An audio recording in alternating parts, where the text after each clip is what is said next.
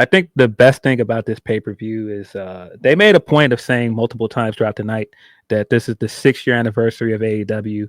And I think some of the best things about the second half of of the show was they gave you a bunch of stuff that was unique to AEW's product. And there's nothing more unique to what AEW does than Anarchy in the Arena match. And there were so many things that were like inside jokes for AEW fans that I think hit here. And it's part of why I've been saying for the longest the Death Rider stuff doesn't work because it feels out of place. Right. And it showed so much on this pay-per-view. The reason why I think like right now, this is probably the best AEW pay-per-view of the year. Because at one point I thought it was Revolution. And Revolution was excellent. But I think where this pay-per-view was better is that it stuck the landing on what AEW provides that other companies don't. I think that's the most important thing because I was at Revolution and the show was amazing, but that ending, like we all walked out of there kind of like, oh, you know what I mean? Instead of like hyped, like the end of Double or Nothing, everybody's like, yeah, let's fucking go. Like you sticking the landing determines so much more and could change the whole trajectory of what a pay-per-view represents. And that's what it did for Double or Nothing. Yeah. Yeah, I think this Anarchy in the Arena match was like memorable for like multiple reasons. I think like one, like the teams that they had on both sides, and then like they just had like so many like just like memorable spots and sequences, and even with like the addition of Willow and Marina, the first time that we've got women in this match, it's like, but like you guys are saying, they made this something that was so unique to AEW, and it's just we're just showcasing that and putting that like on 10 here, and like there's the music changes, like just so many like dope little references and little cutesy things that they did that were just like, no, this is why we are the alternative. Yeah, because there's no match you could get in WWE that feels like a party. Like there's music, the wrestlers are everywhere, fucking people are yelling and screaming. Like you can't get these vibes anywhere else. Yeah, yep. As somebody that's seen an Anarchy in Arena match in person, you could just feel the energy at home too. It was hard to not have that FOMO. Like this just looks like a lot of fun. I didn't have it for a lot of the show, but then when the drowning pool kicked in and everybody was going ham, I was like, oh, this looks fun as hell, man. Damn. But I think the teams mattered too, for sure. Because I mean, this was one of those times where I was like, yeah, Kenny's time away hurt. Like his absence was very much felt. And in this match, it was like, oh yeah, Kenny's back. The feeling is back because just Kenny coming out in his Captain America gear and just all of the things that he does that are cheesy, but because it's Kenny Omega, we love it. And it's the same thing with the Bucks. Bucks do so many things that are hammy and cheesy, but it works because it's them. Coming out with like the founding fathers music and dressed like Thomas Jefferson is so silly, but because it's them, it works. Like the flags, the big logo on their jackets with just them inside like the dollar thing. Like if anybody else did it, we'd be like, this is so stupid. But it's like it's a Young Bucks thing. Yeah. That worked.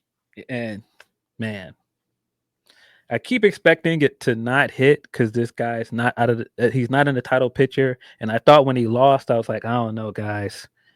I think he should have beat Mox.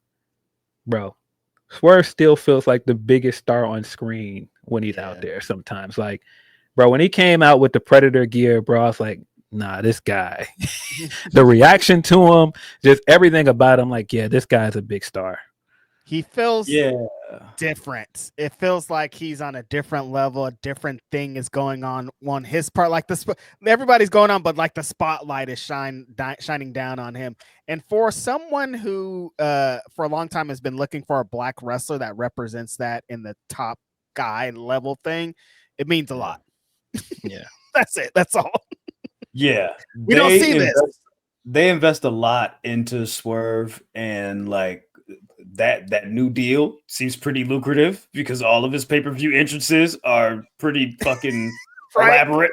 You know, like he's got some new shit, you feel me? Like some new gear, you know what I'm saying? Some new lights, some new cosplay references and shit like that to just make this shit feel a lot more grandiose. And I appreciate that about it. Like there was a moment and like you said, Phil, like there's some even like some moments where he felt like even a bigger star than Kenny Omega in this match. Yeah. And it was just like, oh, well, whose team is this? Like this feels like this is Swerve's team. This feels this should be Kenny's team far and away. We shouldn't even be thinking about the Swerve, but we're thinking about Swerve. Because when you think about the roots of AEW, it's like Kenny's the guy. Yeah. But like I feel like we're starting to as time goes along, we're seeing that evolution of what AEW is and what it's going to be. And Swerve is the guy. Yeah. No. When they did their like pose to start the V-Trigger house call joint, I was like, bro. Like I said, this guy feels like a big deal, man. Yeah. When they made Hobbs look amazing in this match. I don't want that to be, disregarded. Hobbs looked amazing in this match. When they did that staple spot with both of them for real, like all together, the whole staple spot, I was getting ready to be like, you know what? Black people in AEW are like immune to this staple shit. You feel me? Because you just they just keep brushing this shit off like it don't mean nothing. You feel me? And then Swerve get his tongue stapled, and it's like, all right, cool. That's a little too far. You feel me? I'm fucked up. I probably wouldn't do that, but I see you. I hear you. Right, but it's just that level of violence. You feel me? That was exemplified in this match. When Willow and the big homie both had the big black and Jack shirts, I was like, you know what? Wrap me up and send me home. I'm done here. That was great. That was great. That was great, man. I love that they've continued. Oh yeah, please help. Willow was great, but man, I love this theme with the Death Riders where they've been saying from the beginning, essentially, without saying it. No, Marina's the one that's about the action. Marina is the one that's gonna do like the most violent stuff out of all of us, and having her like attach Willow's ear to that lock and the chain that looked disgusting. Having her be the one that snagged the staple gun and staple Swerve's tongue, like. All of that, I think that made in the story of the match of Marina being like, "Give it to me, I'll do it." Like all the time, like she does waiting for these. So she's like, "Look, I don't got time for this, man. Hand me the staple, I'll do this shit." Yeah. She's like, "Y'all bullshit." Yes, straight up. Her whole thing is like, "Y'all bullshit. Move out the way. I got this." Yeah, love it. Love Joe's entrance into the match as well. Everybody's like, "Where's Joe?" And then he just pops out of the crowd and starts beating on people. Love that. Yeah, like the music changes were great. I thought, man, the Pointer Sisters, I did not think we would hear Pointer Sisters again, but to throw it in this match as a wink and nod was hilarious. I think it hit the right tone, especially after they were playing the drum music for the Young Bucks. And then I almost thought that was the song that we were going to get for the remainder of the match. I think they played it like maybe twice, but I was sitting there like, I'm like, okay, bass shit, let's go. You feel me? Okay, you feel me? Like, what's happening? You feel me? What's up? Bass shit. I'm like, yeah, let's go. You feel me? And then he was like, I appreciate that, but we need something a little bit more. You know what I'm saying? But no, just the energy and the vibe of that shit kicked up when bodies dropped, and it was almost like they were starting to do like when like that spot that they did like in the crowd when damn, it was like Kenny, and who else jumped off of that shit? Fuck it. Damn. Like Kenny did the backflip. Kenny did the moonsault, yeah. Kenny did the moonsault. Somebody else was involved in that spot too. I just it's slipping me right now. But like it felt like Hobbs threw somebody off of it, right? Yeah, that's what it was. Yuta off or whatever. But yeah, so he threw Yuta off, but it felt like the music like dropped and the song like ended, and as soon as he tossed this nigga off and kicked back up, I'm like, bro, there's no way you could plan that. Like that shit was crazy. That shit was amazing. Yeah, like, and I liked how they went like to the when they like kept going to like the 4-box, screen where it was like the action's here, it's here, it's here. I felt like I was watching Sunday Ticket. I'm like, oh yeah, right. Let's go. Yeah, we're in the red zone. Right. Yeah, let's cook.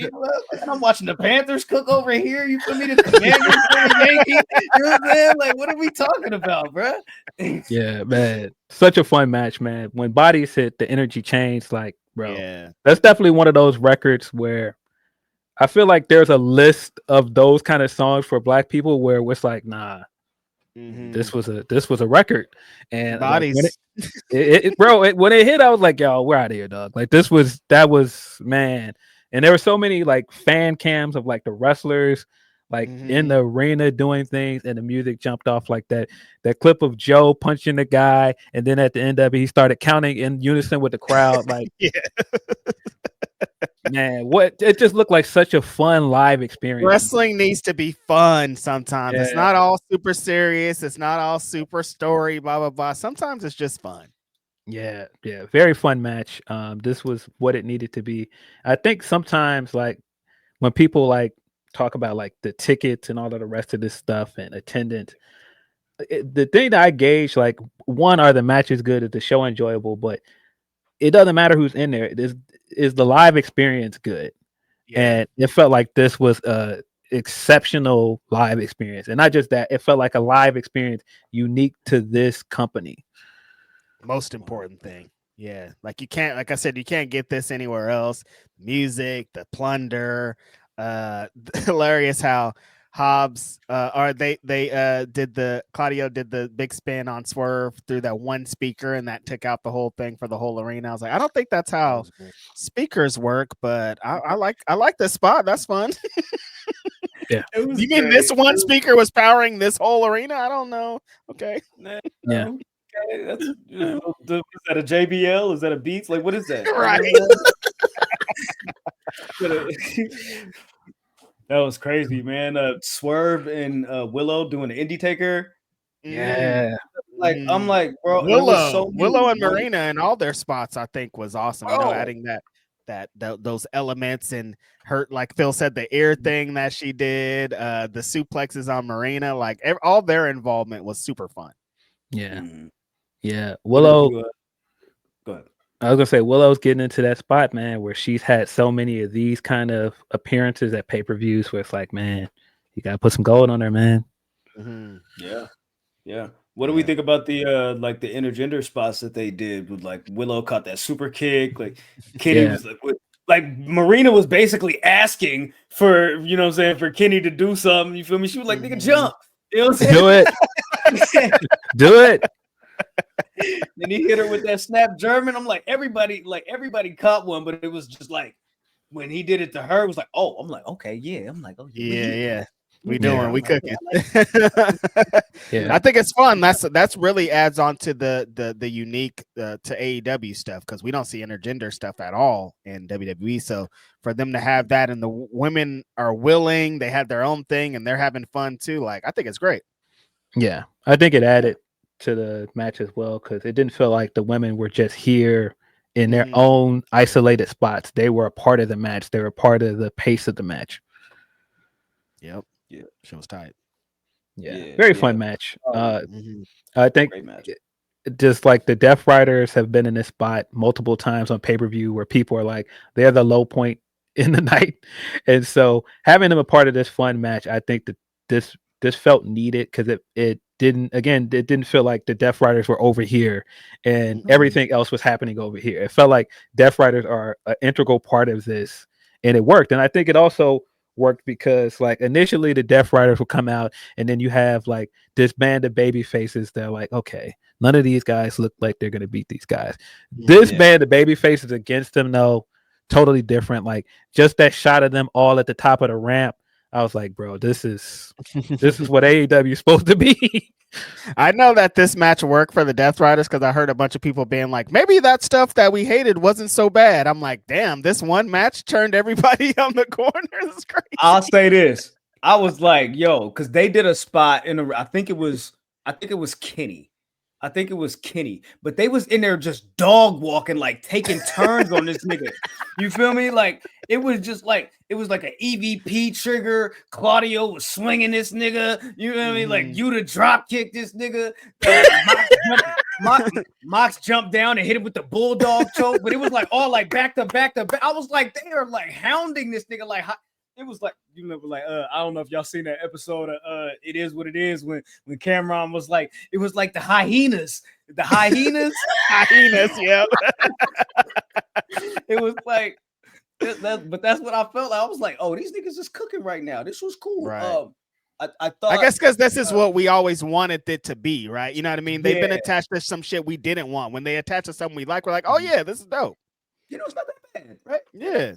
Yeah. But see, I don't think their multi-man matches or when they've worked together were ever the issue. Like usually when they did like the tag matches and stuff, they work very well together. Their chemistry and stuff in ring, it always shines out in that stuff. It's usually just like the Mox one-on-one main event matches that world title matches. Yeah. Yeah. I think the story and kind of the dance partners that Mox was having at the time, like the way those were lining up just wasn't really appealing to a large part of the fan base. But this was dope. This was definitely dope. I will say that it was a little cheesy, locking all the Death Riders into the ambulance. That was a little. I'm like, okay, all right. How did they all get in there? Like what is? Are the front doors locked too? They can't get out to the front. Like, how does this work? I don't know. What is this? I thought two things were very funny about that. One, when they were pushing them all in there and Joe's still in there, like beating on them, and they're all like, Joe, get out of there. Come out of there. We're trying to push them in. Get out of there, Joe. That was funny. But then I thought it was funny that once they put them all in there, Mark Briscoe just appeared out of nowhere to get rid of Gabe Kidd. Because I'm like, wait, so he was still in the ambulance all that time?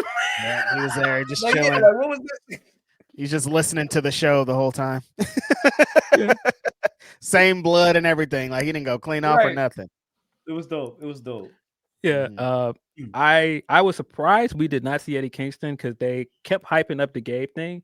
And so when we didn't see him, I was like, all right, so why was Gabe here? Like, what was the point of building up this Gabe guest spot when I was confused by that. I was even more confused as to why Gabe was here when Eddie didn't show up. Like I thought there was the point of this, and then when they didn't announce him for the match, I'm like, I'm still trying to figure out what this is. And then at the show, I was like, that wasn't like, I like Gabe Kidd, but it wasn't really that necessary to the plot of what this match was. Yeah, it was weird.